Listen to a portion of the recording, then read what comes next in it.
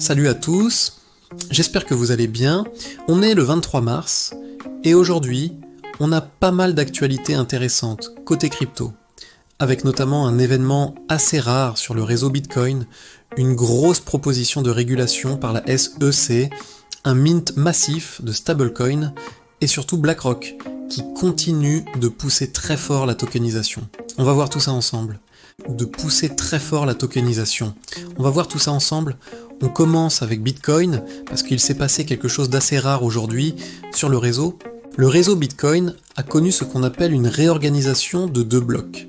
Alors dit comme ça peut faire peur, mais très important à comprendre, ce n'est pas une attaque, ce n'est pas un bug et ce n'est pas un problème de sécurité. En réalité, c'est simplement Bitcoin qui fonctionne comme prévu. Ce qui s'est passé, c'est que 2 versions différentes d'Obasiemmerando de la blockchain ont été créées temporairement. D'un côté, Antpool a miné un bloc, et de l'autre côté, Via BTC a continué sur une autre version. Pendant un court moment, il y avait donc 2 chaînes concurrentes. Et finalement, le réseau choisit automatiquement celle qui a le plus de travail et abandonne l'autre. C'est quelque chose qui arrive très rarement, mais qui fait partie du fonctionnement normal du réseau. Ce que ça montre surtout, c'est que Bitcoin reste un système très robuste, très décentralisé et capable de gérer ce genre de situation sans problème. Donc pour ceux qui auraient vu passer l'info et qui auraient paniqué, il n'y a pas lieu de s'inquiéter. Ensuite, du côté du sentiment marché, on a toujours une ambiance assez prudente. L'indice crypto a affiché une phase d'extreme fear, donc peur extrême. Ça montre que beaucoup d'investisseurs restent méfiants et hésitent à entrer sur le marché en ce moment. Mais ce qui est intéressant, c'est que historiquement, les périodes de peur extrême arrivent souvent proches des zones de rebond. Ça ne veut pas dire que ça va rebondir demain, mais ce sont souvent des moments où le marché devient très sensible à la moindre bonne nouvelle. Autre information importante aujourd'hui, Circle a minté 500 millions de dollars en USDC sur Solana. Alors ça, c'est typiquement le genre de signal que les traders surveillent de très près. Pourquoi ? Parce que quand un gros montant de stablecoin est créé, ça signifie généralement qu'il y a de la liquidité qui se prépare à entrer sur le marché.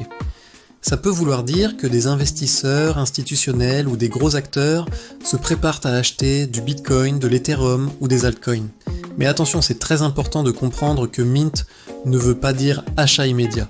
Ça veut juste dire que l'argent est prêt, disponible, le timing réel des achats peut venir plus tard. Donc c'est un signal potentiel, mais pas une confirmation. Maintenant, probablement l'une des actualités les plus importantes du jour côté politique, la SEC a soumis une proposition de régulation crypto à la Maison Blanche. Et ça, c'est un sujet qu'il va falloir surveiller de très près dans les prochains jours et les prochaines semaines, parce que ce genre de proposition peut avoir des impacts très importants sur le marché. Ça peut concerner la manière dont les exchanges fonctionnent, la fiscalité sur les cryptos, ou encore la classification de certains tokens. Ce qu'on voit clairement, c'est que les régulateurs accélèrent. Ils veulent encadrer le secteur et ça peut créer de la volatilité à court terme. Mais à plus long terme, une régulation claire peut aussi attirer plus d'institutionnels et renforcer la crédibilité du secteur. Autre déclaration très intéressante aujourd'hui, cette fois du côté de BlackRock. Le CEO Larry Fink a réaffirmé que la tokenisation est selon lui une révolution comparable à Internet dans les années 90. Il a même dit que la tokenisation est aujourd'hui là où Internet était en 1996. C'est une comparaison très forte, surtout venant du dirigeant du plus grand gestionnaire d'actifs au monde. Quand il parle de tokenisation, il parle de transformer des actifs traditionnels, comme des actions, des obligations ou des fonds, en version numérique sur blockchain. L'objectif, c'est de rendre les investissements plus rapides, plus accessibles et beaucoup plus simples à utiliser. Selon lui, dans le futur, investir pourrait devenir aussi simple que faire un paiement sur son téléphone. Et si des acteurs comme BlackRock continuent d'investir massivement dans ce domaine, ça pourrait complètement transformer la finance telle qu'on la connaît aujourd'hui. Autre sujet intéressant aujourd'hui, l'évolution des wallets pour agents d'intelligence artificielle. Un nouveau standard a été dévoilé pour permettre aux agents IA d'avoir leur propre wallet. Ça peut paraître futuriste, mais c'est en réalité une direction très logique. Dans le futur, les intelligences artificielles pourraient être capables d'envoyer des paiements, d'acheter des services ou même d'interagir entre elles financièrement. On parle ici d'une économie machine to machine où des programmes pourraient effectuer des transactions automatiquement sans intervention humaine. C'est encore très early, mais c'est clairement une tendance qui commence à apparaître dans l'écosystème. Du côté des investissements maintenant, 2 anciens employés de Kalshi sont en train de lever environ 35 millions de dollars pour créer un nouveau fonds dédié aux prediction markets. Les prediction markets, ce sont des plateformes où les utilisateurs peuvent parier sur des événements futurs, comme des élections, des décisions économiques ou des événements globaux.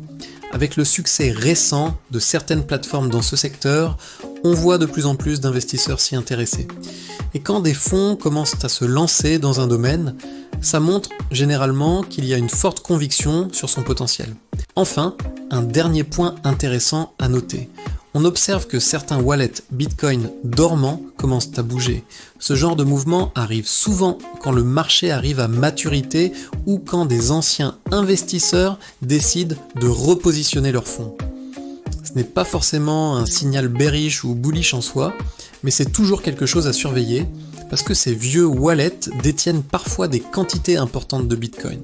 Globalement, si on résume la journée, on a un marché qui reste prudent, avec un sentiment encore dominé par la peur, mais en parallèle beaucoup de signaux structurels importants entre la régulation qui avance, les institutionnels qui continuent d'investir et les innovations autour de la tokenisation et de l'intelligence artificielle. On voit clairement que l'écosystème continue d'évoluer, même dans des périodes plus calmes côté prix. C'est souvent dans ces moments-là que les bases du prochain cycle se construisent, loin du bruit et de l'euphorie. Voilà pour les actualités crypto du jour. Si vous suivez le marché régulièrement, dites-moi en commentaire si vous êtes plutôt bullish ou bearish pour cette semaine. Ça m'intéresse de voir le sentiment général de la communauté. Merci à tous d'avoir regardé et on se retrouve très bientôt pour le prochain résumé crypto.